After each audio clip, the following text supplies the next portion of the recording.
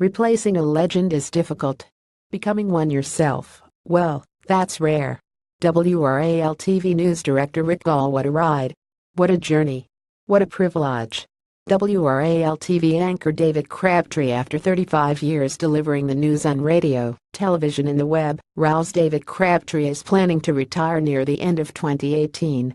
Crabtree, who has been RAL's lead male anchor since taking over the role from Charlie Gatti in 1994, has reported from the Vatican, South Africa and Jerusalem, and anchored the news in Little Washington, Denver, and Raleigh. For 17 of those years, he rose at 5 a.m. to anchor the news from his home for WRAL-FM. David is one of the most seasoned and talented journalists in the country, says WRAL-TV News Director Rick Gall. On the anchor desk, his compelling and engaging delivery stand out. His outstanding during breaking news and continuous coverage when the stakes are highest. Our viewers have truly depended on him. As a boy growing up just north of Nashville, Tennessee, Crabtree fell in love with broadcasting. The mystery and magic of radio captured his imagination when he was 13.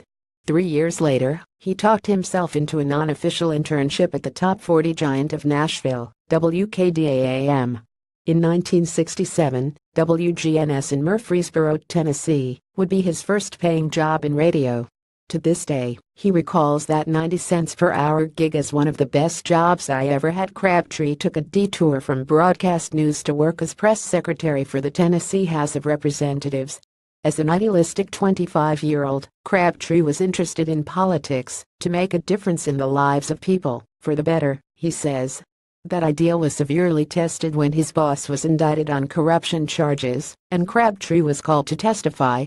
It was a form of truth-telling that forever changed my world, he recalls. After that, Crabtree took a detour through jobs in sales, management, brokerage, but nothing filled the void of broadcast journalism. In the fall of 1982, Crabtree was offered his first job in television, as a general assignment reporter at WNGE, soon to become WKRN in his native Nashville. He later worked producing documentaries in the Middle East and as an anchor in Washington, North Carolina, and Denver before getting the call to come to RAL. I thought I would be there 3 years, 4 tops, he remembers. It's now been 23 years, the best years of my career.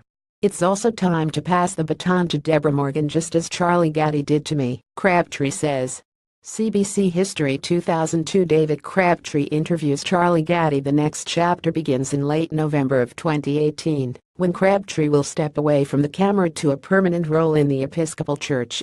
He was ordained a permanent deacon in 2004 and is on track to earn his master's degree in theological studies from Duke University Divinity School in the spring of 2018. As a deacon, Crabtree has worked on issues surrounding death row and hospice care. This is the work he will focus on post-RAL. Broadcasting was my first calling, my first love, Crabtree says. I answered that calling as best I could, and now it's time to answer that from God. Crabtree's award-winning legacy at WRAL-TV includes interviews with presidents and papal visits, political conventions, dozens of hurricanes, a Final Four, and John Glenn's return to space. He traveled across the world to cover the funerals for Mother Teresa, Pope John Paul II, and Nelson Mandela. Next February, he will report from the 2018 Winter Olympics in Pyeongchang, South Korea.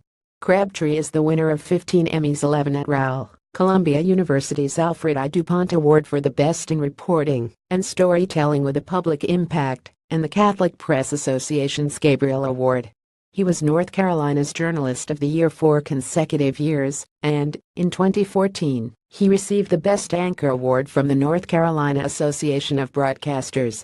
At the age of 67, Crabtree is ready to turn the page. This is 100% my decision, he says. The opportunities given me by Jim Goodman, Fred Barber, Tom Allen, Jim Hefner, and Steve Hamill are beyond anything I could have dreamt. The teaching and guidance of John Harris and Rick Gall helped mold me as an anchor and reporter. The love and tears from my colleagues over the years has impacted me beyond words.